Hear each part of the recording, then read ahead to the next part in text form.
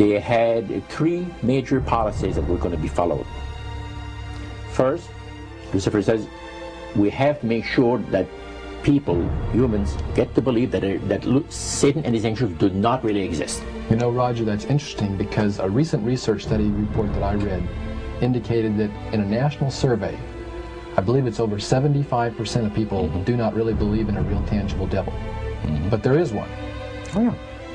Oh, the next thing, the three-parts policy that they had adopted there, the second one was to find a way of being able to get total control of people's minds. And that would be done by taking hypnotism out of the realm of the occult and introduce it as a new science for the benefit of mankind. They felt that by taking hypnotism out of the realm of the occult and introducing it as a new science for the benefit of mankind, they could then use people of great renown, educators, people of capacity, that would do great things, such as supposedly regress people in time to former lives that they had.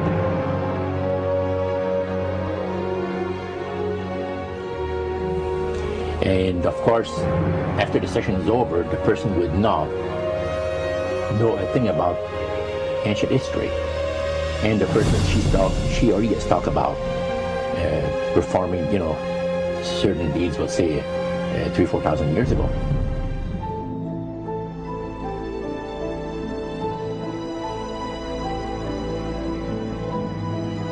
But this was their strategy. Now, what this would do for the thing is this, that it would create in the minds of the general public, solidly set in the mind of the general public, an unwavering trust in that great deception.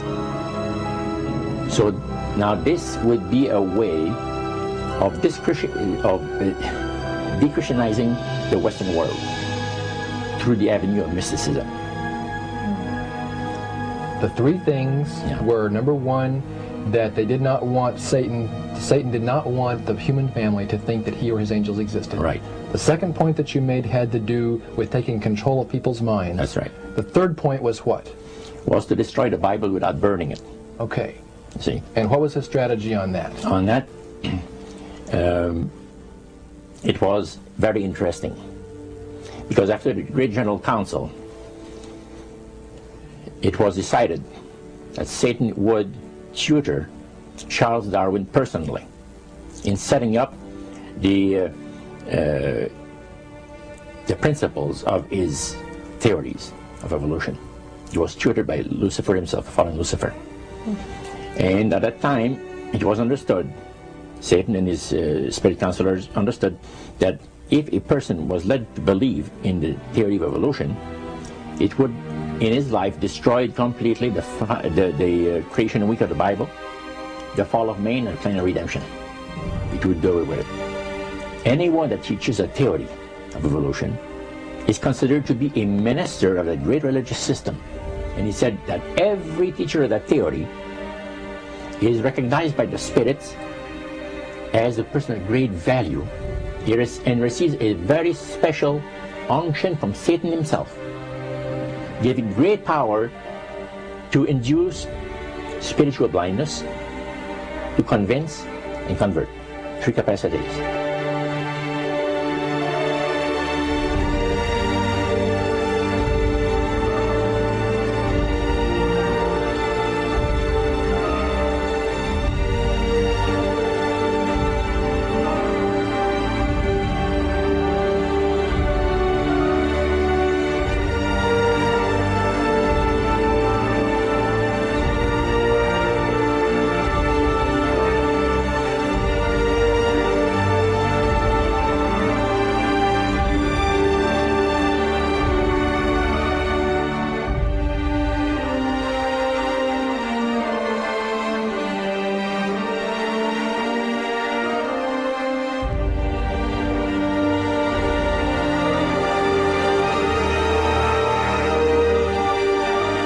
This is the grain plane, the master's grain plane.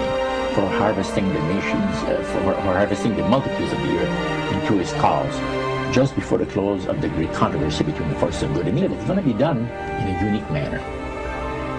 This grand plan is going to take people are going to eat the stuff, because it says spirits, demon spirits, will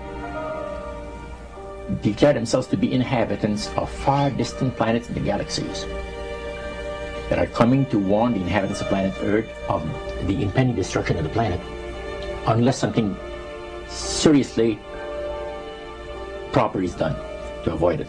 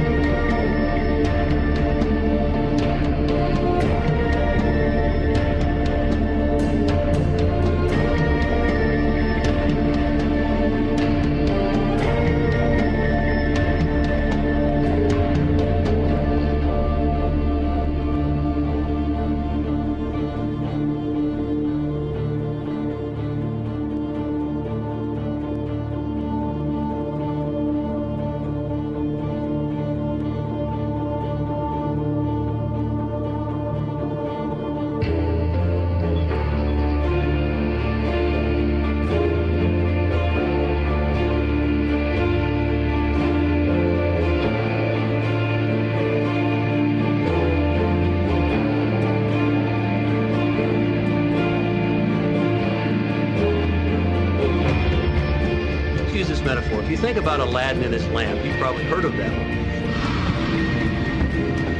The genie always says one thing. Your wish is my command.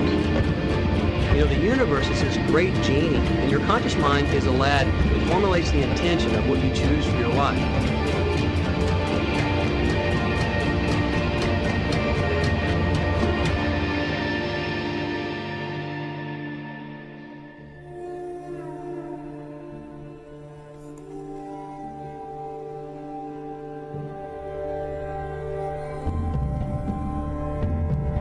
At the very heart and core of all these secret societies lurks the Kabbalah. It is a method of encoding information through a system of mathematics and numbers. These people that belong to the secret societies never dared to write down in any language what they knew, what it was that they were guarding, because then someone could steal it and then the secret would be out. So they took this knowledge and they made it occult through a system of encoding, encryption, one of which is mathematics, numbers. Another is architecture. Everybody wonder, why do they have a fraternal organization called the Freemasons? Aren't those the guys that build walls? You bet they do. But every wall they build contains the secrets that have been kept and maintained throughout the ages, and it's encoded in the architecture and in the measurements of the buildings and in the mathematical formulas used to derive the geometry, the shape, the length and breadth and height of rooms. It's all encoded there.